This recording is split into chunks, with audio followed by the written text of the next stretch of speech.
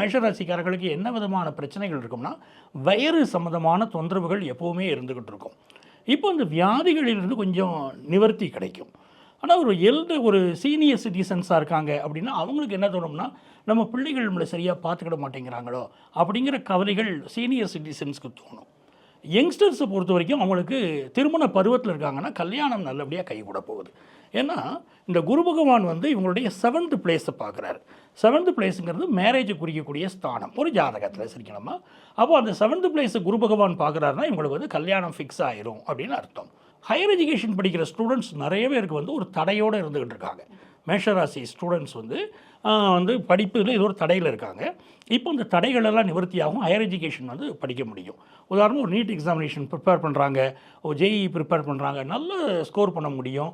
அப்படி அவங்களுக்கு ஒரு நல்ல எதிர்காலம் அவங்களுக்கு அமையுது. பிஸ்னஸ் பண்ணிகிட்டு இருக்காங்க வச்சுக்கோங்களேன், ஆன்லைன் வர்த்தகத்தில் இருக்கக்கூடியவங்களுக்கெல்லாம் இப்போ நல்ல லாபம் கொடுக்கும். அப்போ இந்த பீரியடு வந்து மேஷராசிக்காரங்களுக்கு மாற்றத்தை தரக்கூடிய ஒரு பீரியடு தான்.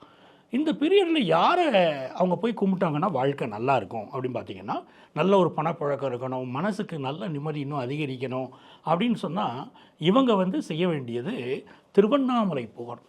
திருவண்ணாமலை போய் அண்ணாமலையாரையும் உண்ணாமலையம்மனையும் அவங்க தரிசனம் பண்ணிட்டு வரும்போது இவங்களுக்கு ஒரு பெரிய மாற்றம் உங்கள் வாழ்க்கையில் ஏற்படும்.